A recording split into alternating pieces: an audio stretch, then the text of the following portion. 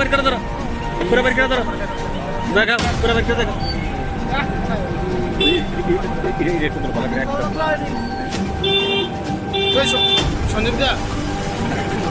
যুবককে আটক করা হয়েছে। এরা বললেন যে বাটি সোনামরা থেকে আব্বাস আলী নামে এক ব্যক্তির কাছ থেকে এই সামগ্রীগুলি ওরা 80 টাকা করে ক্রয় করেছেন এবং এখানে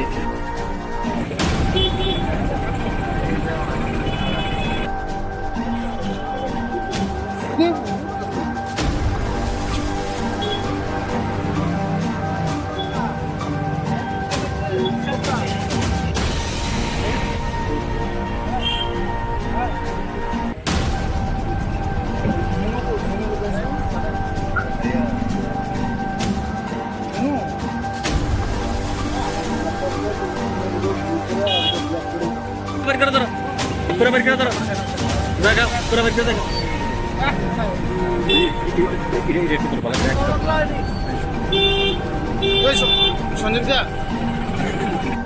আরকিপুর থানার পুলিশ তাদের চেষ্টাকে নাকচ করে দিয়েছে, অর্থাৎ তাদেরকে আজ গ্রেপ্তার করতে সক্ষম হয়েছে।